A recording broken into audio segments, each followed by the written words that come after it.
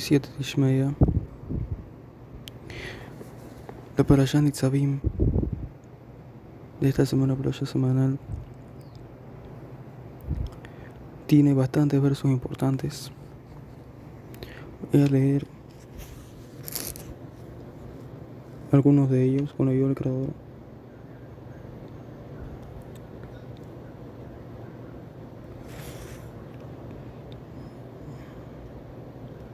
Dice la Torah: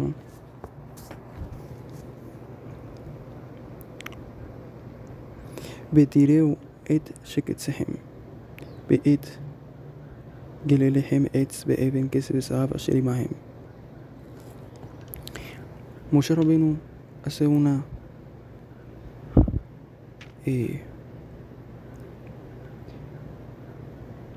remarca, una observación que el pueblo de Israel observó los ídolos,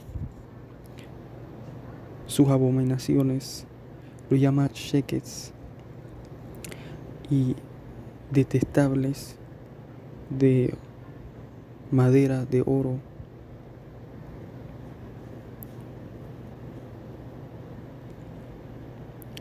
Y es bien interesante cómo la Torah siempre nos indica una prohibición bien grande de observar los ídolos, de cómo eso puede afectar al ser humano negativamente en todo aspecto.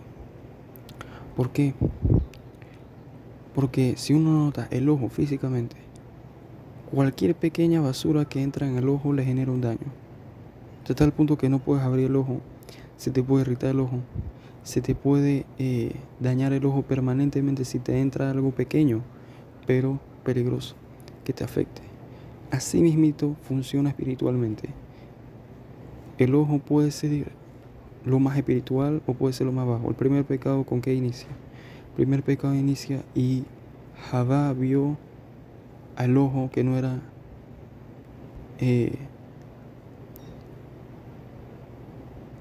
cuidado. Javá vio el árbol del conocimiento del bien y el mal, que era bueno para la vista y bueno para comer. Entonces vemos que el primer pecado inicia con el ojo. Así nosotros sabemos que el Zohar HaKadosh en la Parashá Kedushim, página 84, dice que si uno mantiene sus ojos limpios, puros, no hay mala inclinación que puede descansar sobre la persona. Porque la mala inclinación entra con lo que uno ve. Todo lo que uno ve, todas las cosas que uno ve, eso le genera cierto deseo de eso. De ahí viene toda la propaganda, de ahí viene todo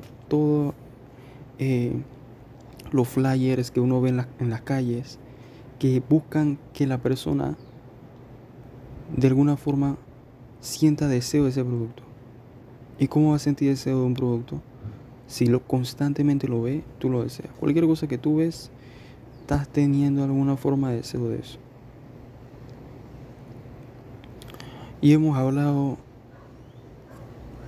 bastante acerca de la prohibición de no ver mujeres si uno es un hombre, etc. Si uno es una mujer, no se recomienda ver hombres que no puede tener relaciones con ella, porque la Gemara es bien clara que lo que uno ve, uno desea. Y el Zohar HaKadosh también. Ahora, encima de eso es algo aparte, que ya hemos mencionado en previo Shurim, Sharet Teshuvah, etc. El ver algo prohibido te genera un daño espiritual bien grande, que afecta tu descendencia y afecta la toma de decisiones que tú haces. ¿De dónde aprendemos eso? De esta parasha. Esta es una de las fuentes de eso. Le dice: ustedes vieron esos ídolos.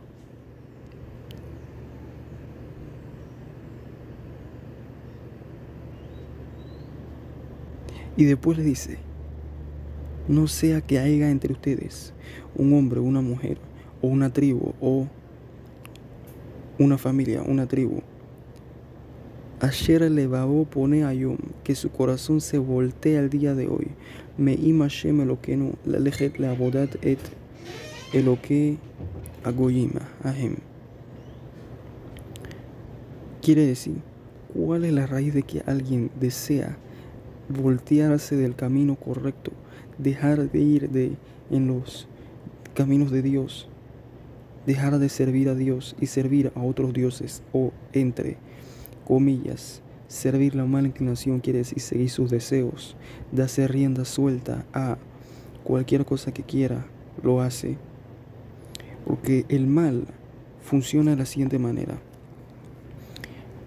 Si una persona no se cuida espiritualmente, de constantemente luchar en contra de la marea y voltear su rostro del mal, voltear su rostro de los pecados, voltear su camino en general de la mala inclinación, automáticamente lo arrastra, lo sucumbe y domina la mala inclinación sobre esa persona. El Zohar Kadosh dice que si una persona tiene actos positivos, quiere decir cumple con las mitzvot, cumple con la Torah, se aleja del mal, el nombre de Dios inefable Yud Od He Veod Vav Veod He descansa sobre esa persona.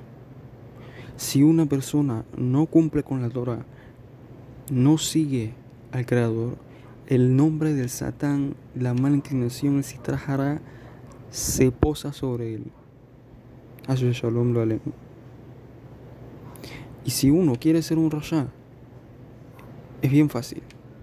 Uno simplemente no se cuida de no alejarse del mal. Porque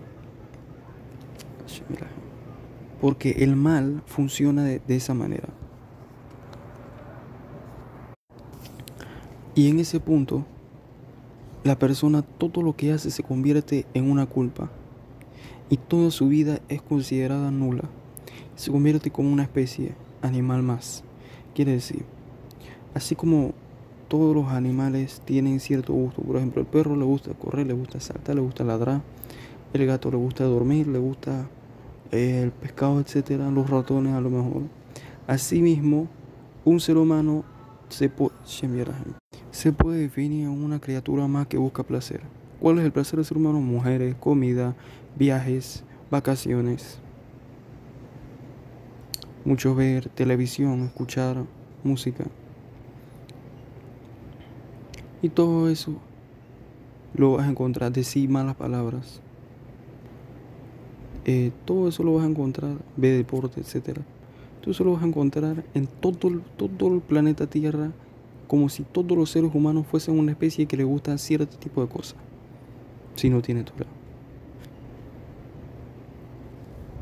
¿Por qué? Porque todo eso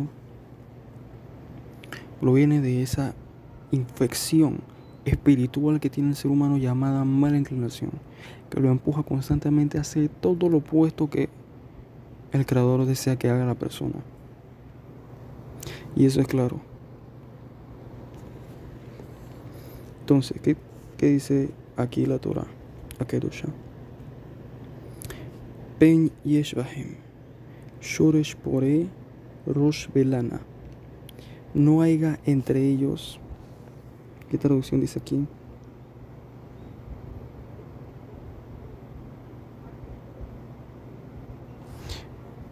Una Rashi comenta este pasuk de la siguiente manera: no haya en ellos una raíz que dé un fruto negativo, una raíz que dé un fruto sin sentido,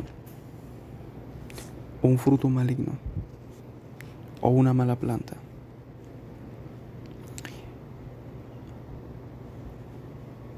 Rambam, alaba Shalom, Rabbi Moshe ben Maimón, en su Igeret Teiman, escribe que si una persona quiere saber si estaba en el monte Sinaí, esto lo agrego yo, pero lo que dice Rambam es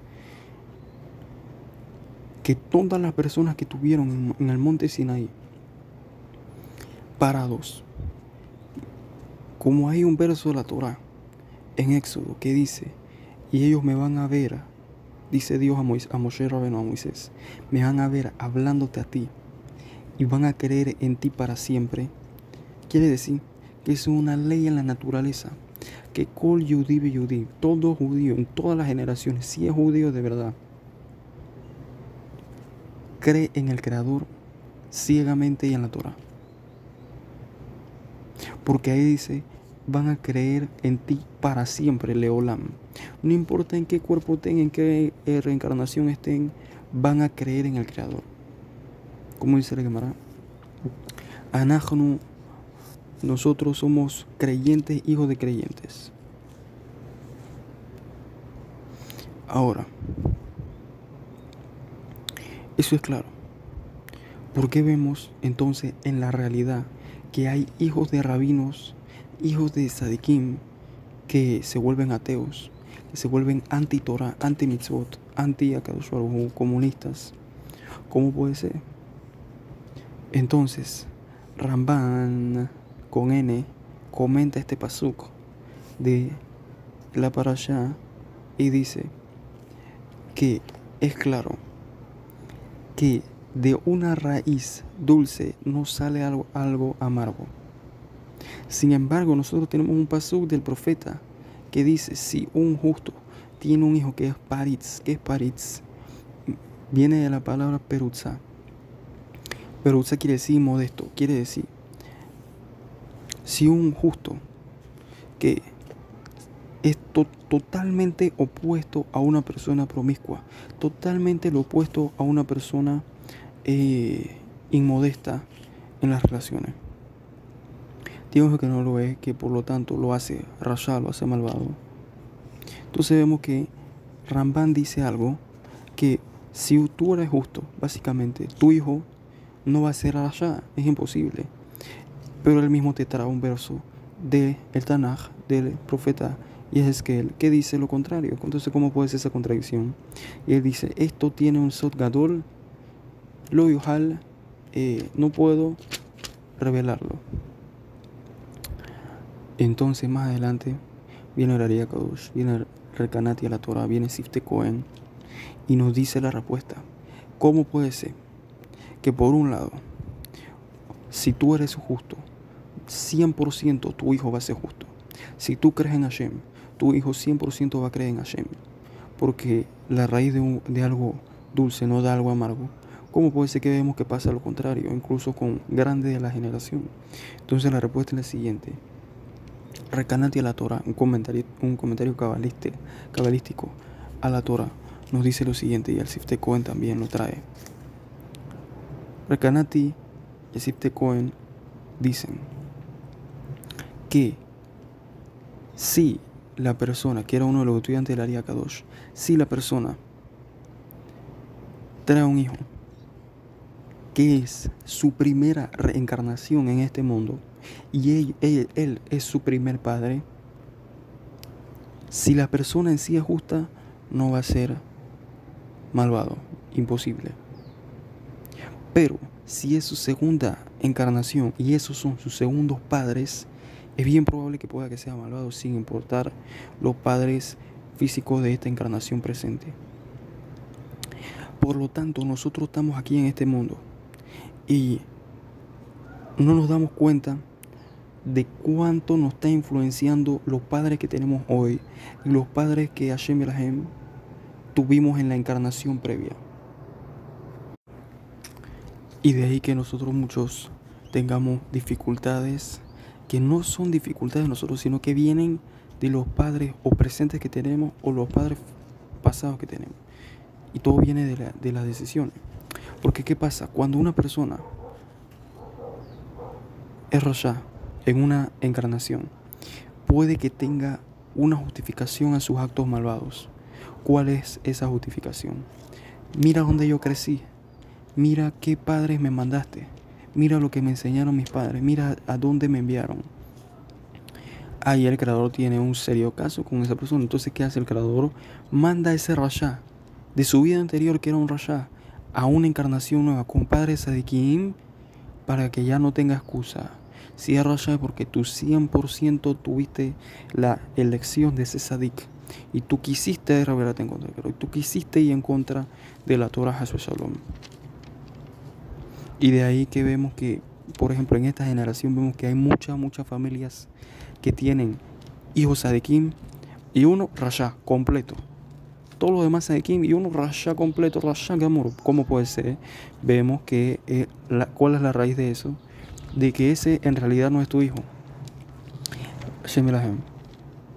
Siempre que el shur es bueno y es potente, el Satán se asegura de generar una dificultad en el shur. Como por ejemplo ahora el vecino decide escuchar música a todo, no música, veo una película, no sé, a todo volumen. Baruch Hashem. Entonces, vemos que si es Rasha, quiere decir que se puede que no sea tu hijo en realidad, este sea el hijo de alguien más que en su encarnación pasada era un Rasha y ahora te lo dieron a ti como un proyecto para que tú con tu fuerza o con tu justicia lo trates de meter en el camino correcto. Y si él no camina en el camino correcto, ya se va a hacer su fin, su destrucción, y él mismo se está destinando a sufrimiento eterno. Lo aleno, lo alejem. Duele igual, porque uno ve físicamente que es su hijo. Igual no quita el dolor, pero por lo menos nos da cierta relajación mental, cierto confort de entender que esa persona es una alma que viene ya defectuosa de la vida anterior. Por eso la Mishnah en Avot dice: Altadin Habereja Achigia le me como. No juzgues a tu hermano, a tu amigo, hasta que tú llegues a su lugar. ¿Por qué? Porque tú no sabes cuánta es la dificultad de esa alma para cumplir con la Torah y con las mitzvot, porque en su vida anterior puede que se generó el daño ya.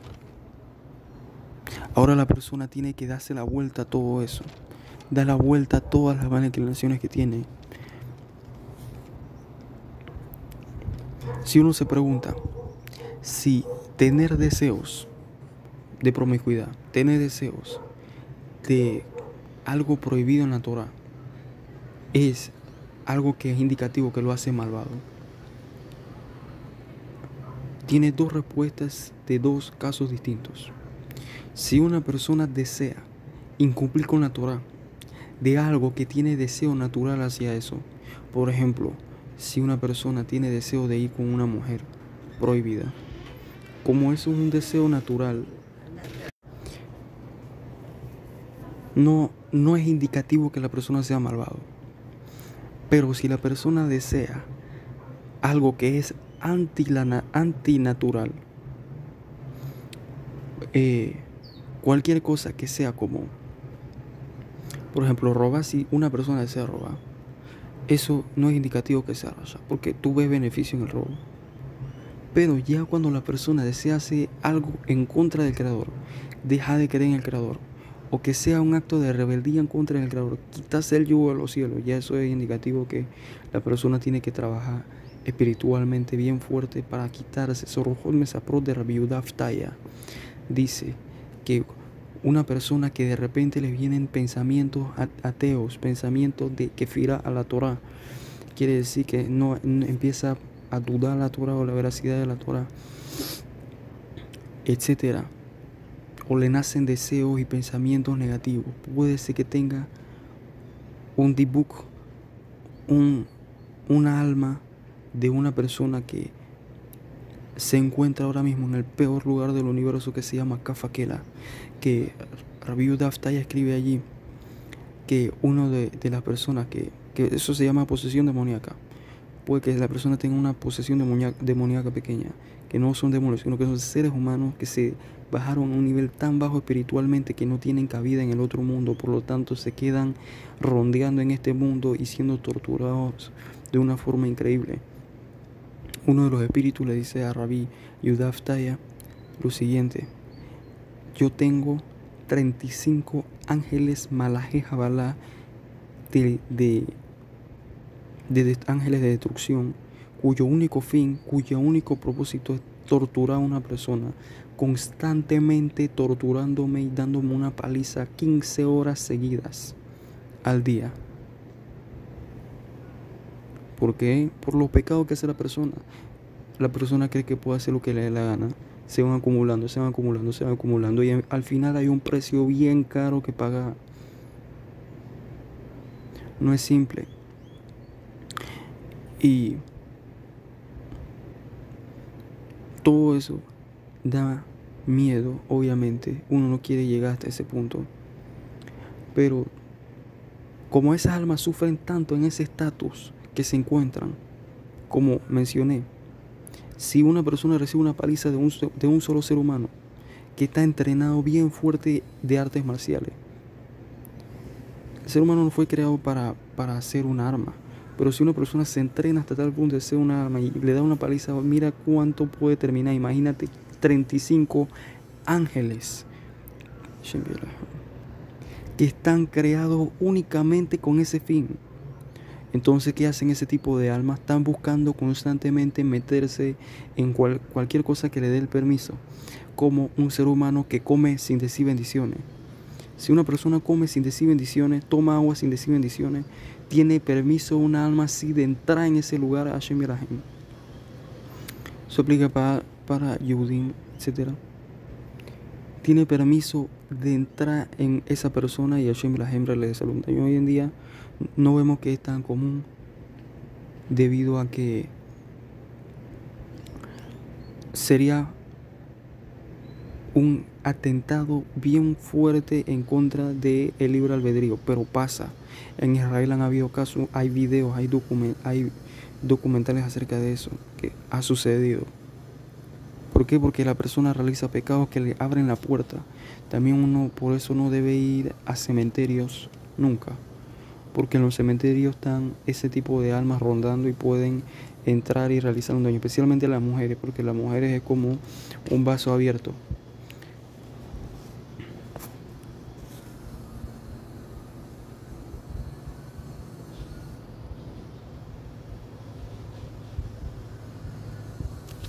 Entonces, por eso es bien importante, antes de uno tener un hijo, romper primero sus midot, romper primero, o sea, sus malas cualidades de carácter, romper primero sus deseos, de tal forma que el hijo que venga tenga menos trabajo espiritual que hacer y haya mayor probabilidad que el Creador te envíe un alma pura y un alma buena. ¿Por qué? Porque tú eres bueno y porque tú te trabajaste sobre ti como quien ara una tierra antes de poner la semilla. De esa manera uno está asegurado que vayan a venir hijos justos al mundo.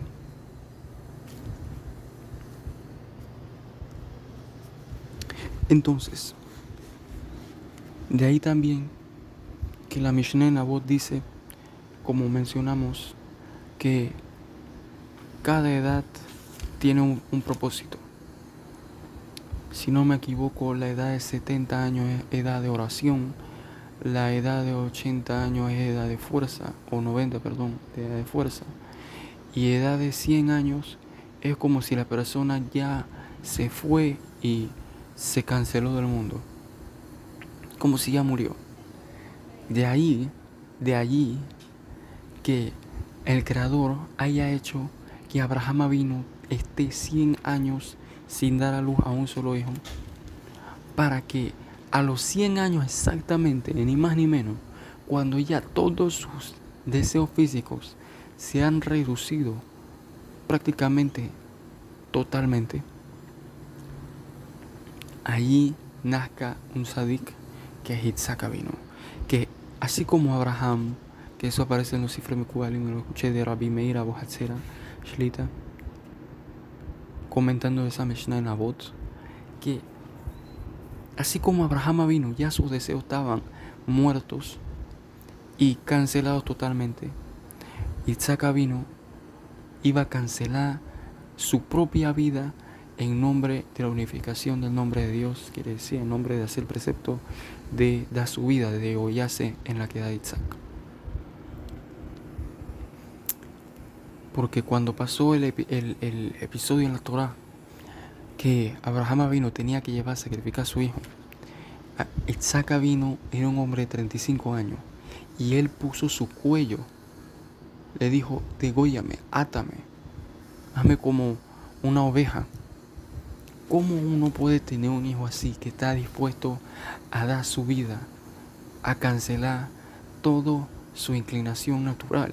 Porque según la Kabbalah, Yitzhak vino representaba la fuerza espiritual del din, del juicio, que también la fuerza espiritual del egoísmo. Y él fue en contra totalmente de su inclinación natural. ¿Cómo puede tener un hijo así? primero uno ara la tierra, uno cancela primero sus deseos, sus malas cualidades, sus malas ideas. Todo eso está afectando la calidad del hijo que uno va a tener. Si es su hijo primario. Por eso vemos que cuando uno es justo, eso no es algo que solo te afecta a ti, solo te beneficia a ti, sino que beneficia a todos tus descendientes de ahí en adelante. ¿Cómo van a ser? ¿Cómo se van a comportar? De ahí vemos la boda, el trabajo espiritual que es ser justo.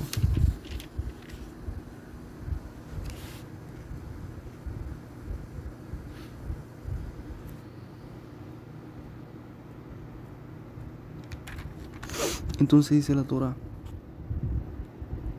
y el Creador va a circuncidar tu corazón, y él circuncidará el corazón de tu simiente, de amar al Creador con todo tu corazón y con toda tu alma, para que vivas. Porque uno tiene que entender que la circuncisión, ¿qué es? Es separar lo bueno de lo malo, la clipá de la kedusha. Esa es la circuncisión. Ese es el símbolo de la circuncisión. Estoy separando lo que es santo de lo que no es santo, lo que es profano. Cuando el hombre en su corazón separa lo que es santo y lo que es profano, lo que es correcto y lo que es incorrecto, entiende que no tiene otra opción más que amar al Creador.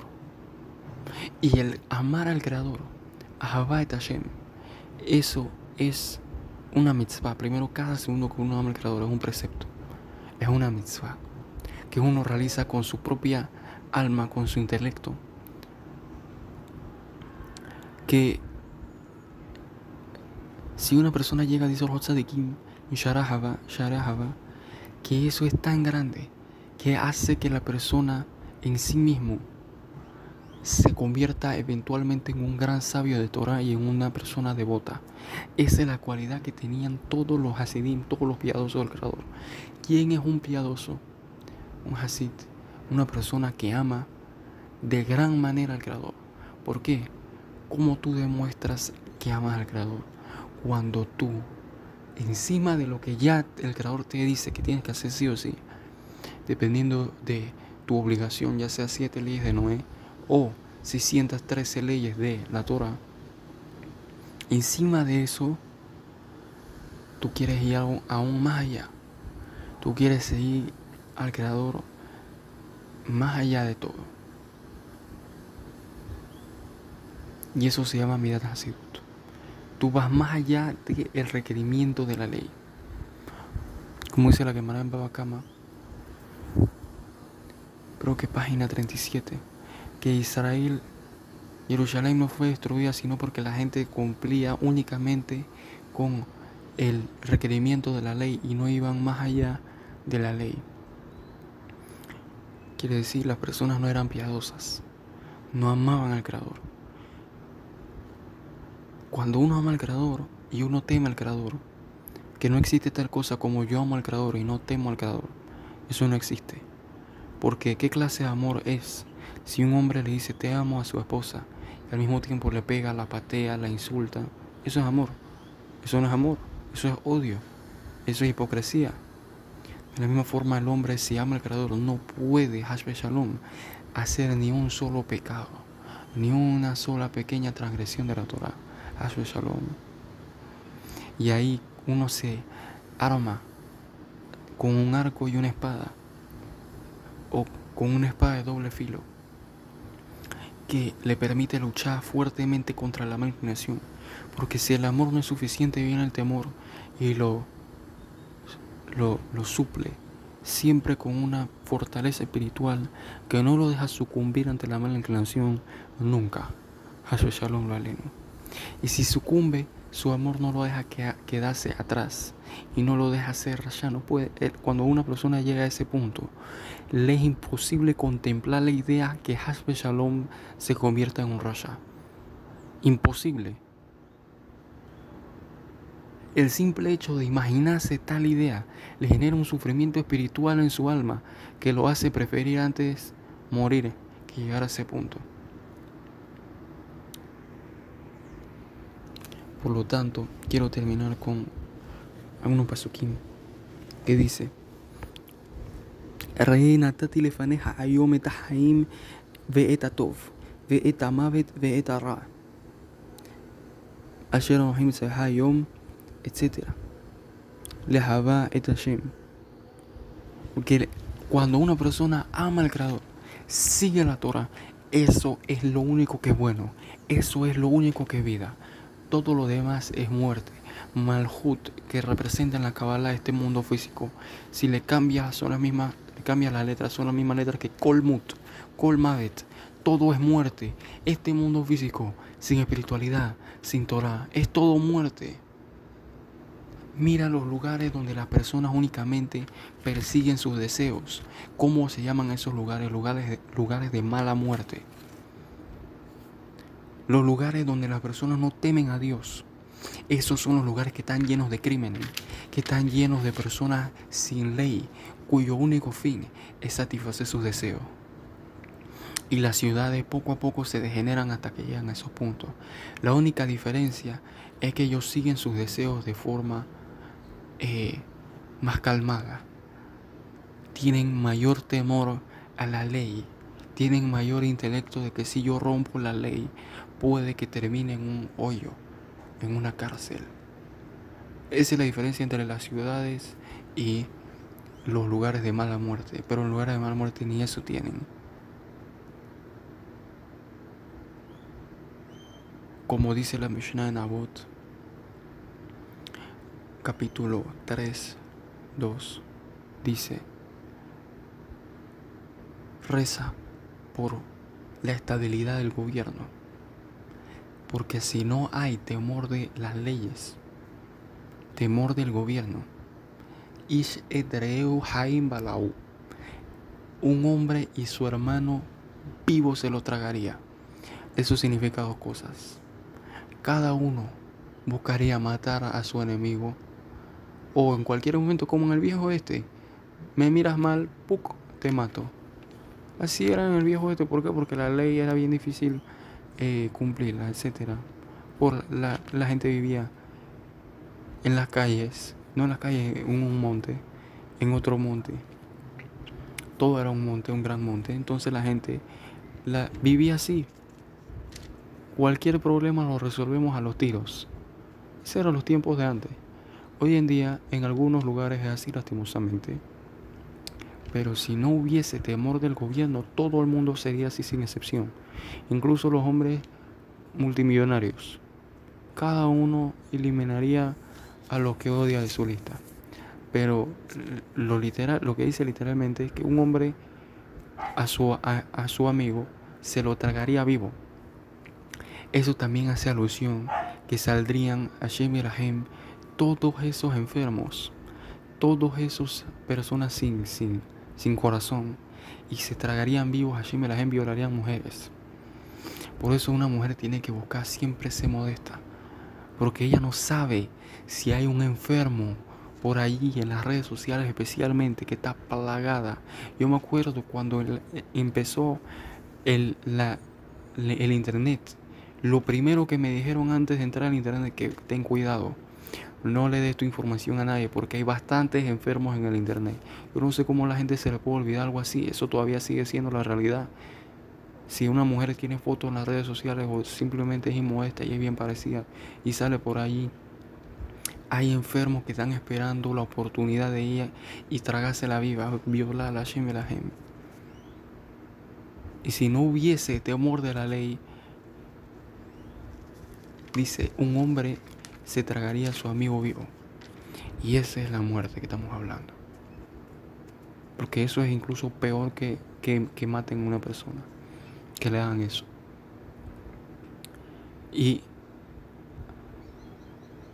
vemos que si la persona no tiene temor del cielo, ese es el resultado.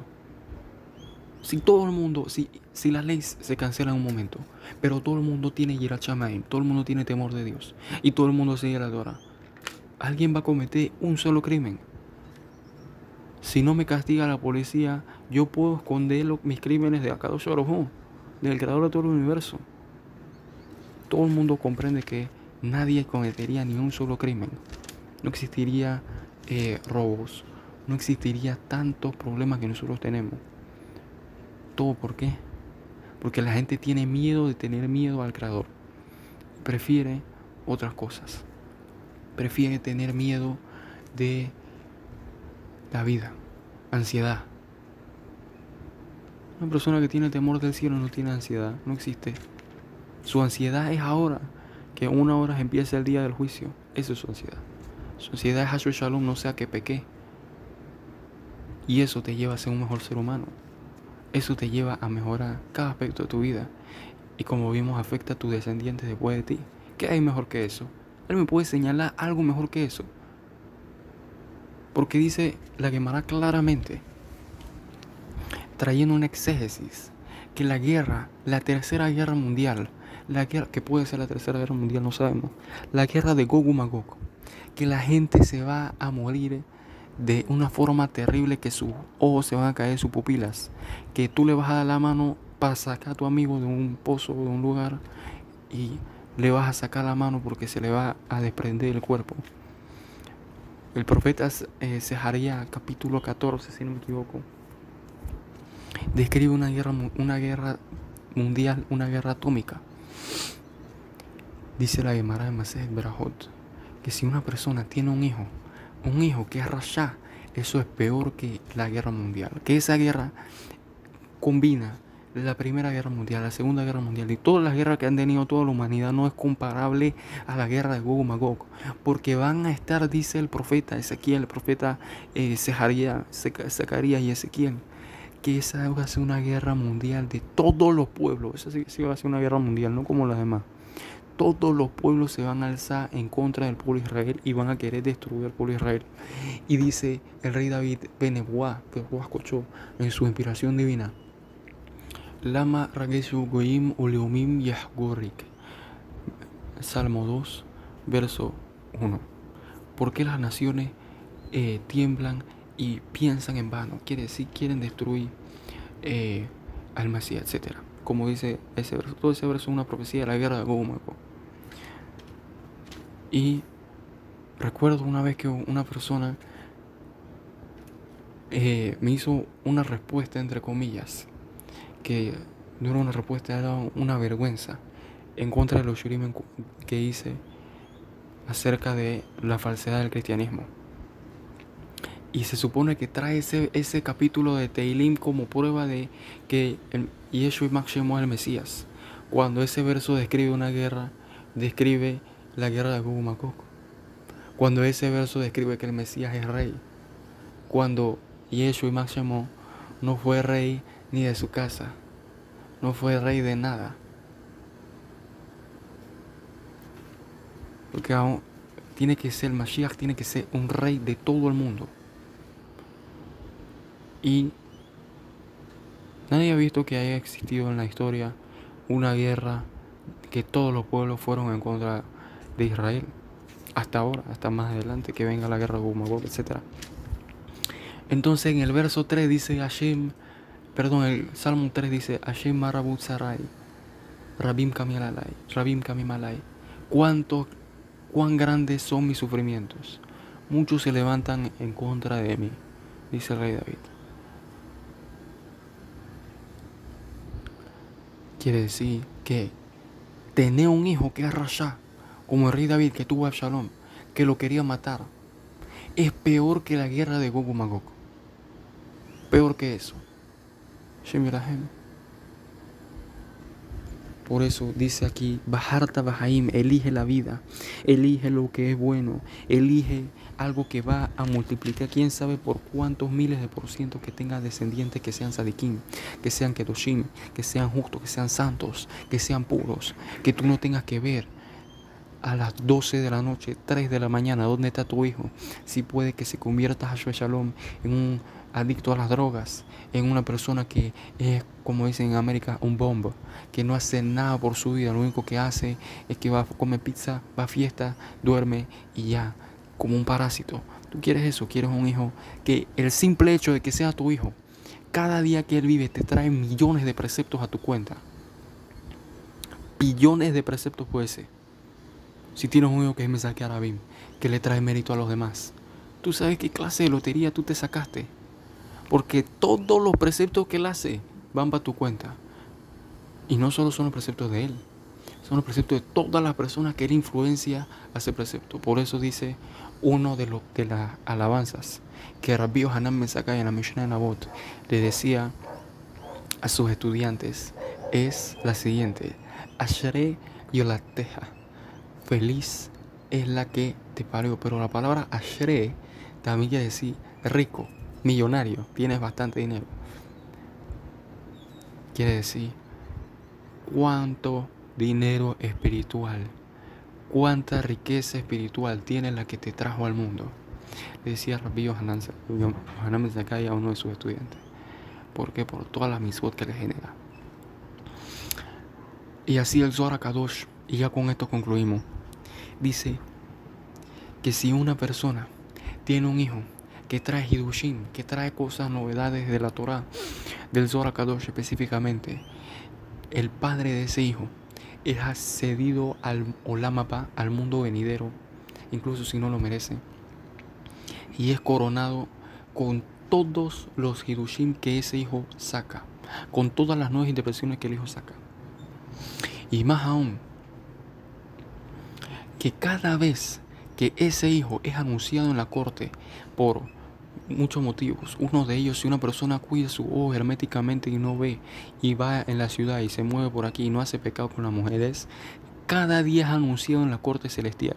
Si una persona le trae mérito a los demás, quiere decir, si hay personas que me están escuchando que comparten los shurim, eso es traerle mérito a las masas, traerle mérito a los demás. Cada día lo anuncian en la corte celestial y dicen: fulano, hijo de fulano de tal.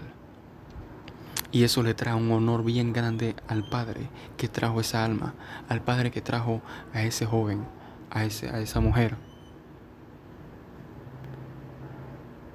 Y no existe mayor satisfacción y mayor logro que aquel que trae un hijo que te traiga satisfacción espiritual.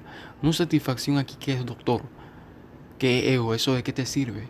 Porque en este mundo la gente ve que tu hijo doctor se alegra 2 segundos y después se le olvida. En el otro mundo es eterno. ¿A quién le estás trayendo felicidad? ¿Al que es tu amigo por ahí en la calle? ¿O a Kadosh Baruj Hu, el santo bendito sea?